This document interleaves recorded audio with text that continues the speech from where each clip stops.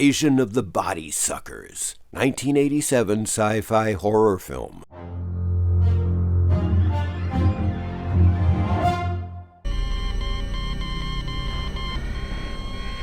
Damn it! Clear! At 7 p.m., County Memorial Hospital was placed under a Class 4 quarantine alert. Never seen any strain of bacteria with a configuration like this.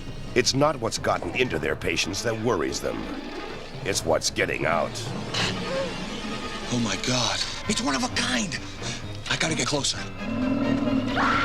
entrances are completely sealed. It's really happening?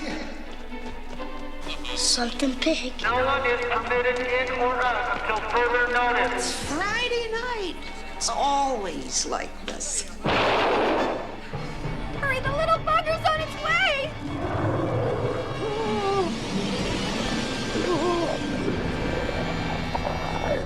The male paralyzes the victim by stinging it. When those eggs hatch, you're gonna have a lot of hungry larvae. The Blue Monkey is coming. Greetings, fiends. Today we're looking at the 1987 sci-fi horror film Invasion of the BodySuckers, a.k.a. Blue Monkey, a.k.a. Insect. Directed by William Fruitt and starring Ivan E. Roth, Steve Railsback, and Gwyneth Walsh. Invasion of the BodySuckers plot. They breed. They hatch. They kill. Maybe it's just a phase they're going through. While working in a greenhouse, a man receives an insect bite after touching an exotic plant. Immediately, he falls ill and is taken to the emergency room where the doctors diagnose him as suffering from an unknown bacteria. And then, a strange parasite emerges from his mouth as a large, slimy, worm-like creature. Soon, there are more cases of bacterial infection.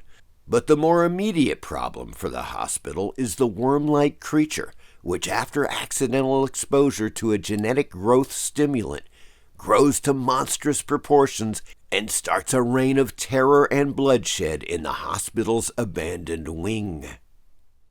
Movie aliases. There are a few aliases tied to this film. In the United Kingdom, it was Invasion of the BodySuckers. In the U.S., it was released as Blue Monkey and also known as Insect. Blue Monkey, Green Monkey. The misleading title of Blue Monkey refers to a nightmare one of the child characters in the movie had, with it being a generic term he came up with to call the imaginary monster from his dream. The movie uses his story as a very loose metaphor for its plot. The movie's original title was Green Monkey, but it was changed at the last minute to avoid confusion, since it was theorized at the time that green monkeys had spread AIDS to humans. Cinefantastic article on Blue Monkey. From Cinefantastic Magazine, Volume 18, Number 1, in 1987. An interesting article appeared concerning Blue Monkey's title change. Real horror cues color change for giant insect shocker. The makers of the Canadian-filmed horror Green Monkey felt a color change was in order. Filmed by director William Fruitt in Toronto last spring, the office of producer Sandy Howard had the title switched to Blue Monkey in July. Publicist for the production, which will be released by Spectra Film in October, had no explanation for the switch. It seems less arbitrary when you consider that the film itself has nothing to do with a monkey.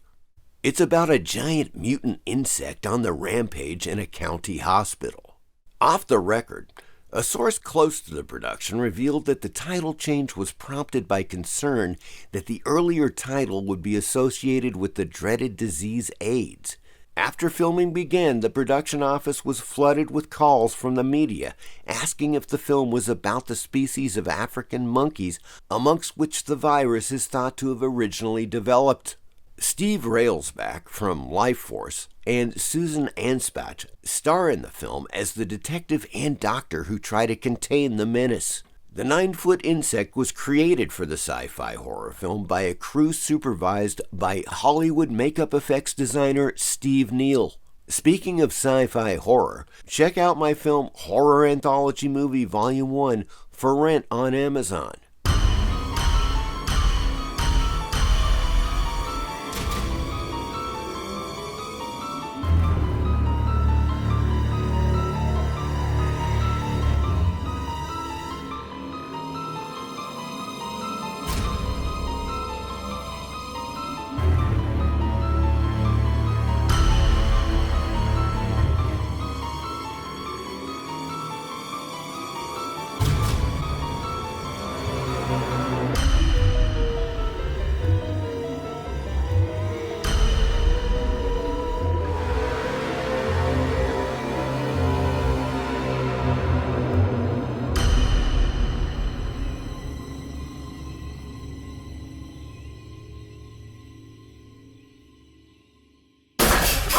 Blue Monkey Creature. The effects in Blue Monkey range from good to crap, and they're in a constant state of flux throughout the film.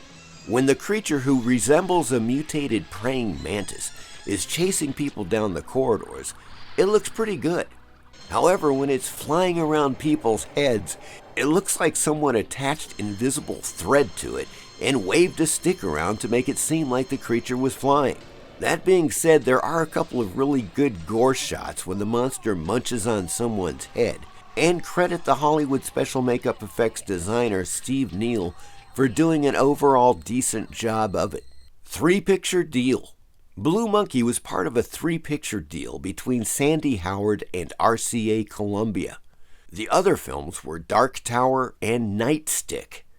The movie received a 30% tax benefit because it was shot in Canada, with Canadian talent. Dark Tower was directed by Freddie Francis and also released in 1987. It starred Michael Moriarty, Jenny Agutter, and Carol Lindley. Nightstick, again from 1987, was directed by Joseph Scanlon and starred Bruce Fairbairn, Carrie Keene, and Walker Boone. Railsback embarrassment. Actor Steve Railsback has stated that he is embarrassed by his involvement with this film. And indeed, many of the reviews for Blue Monkey were rather mixed. In her 1987 review, Janet Maslin from the New York Times wrote, quote, "Blue Monkey isn't much more than a standard angry larva story, but it has been cleverly directed by William Fruitt, who knows how to give it a new look. To be sure, what happens in the film is essentially familiar, as a slimy little abomination appears, grows, hatches, and goes on to terrorize everyone it meets. From the standpoint of plot, there isn't that much to tell," unquote. Author and film critic Leonard Maltin awarded the film a bomb, his lowest rating, calling it silly and poorly filmed. I hope you enjoyed this look at Invasion of the BodySuckers. As always, please like and subscribe. Thank you.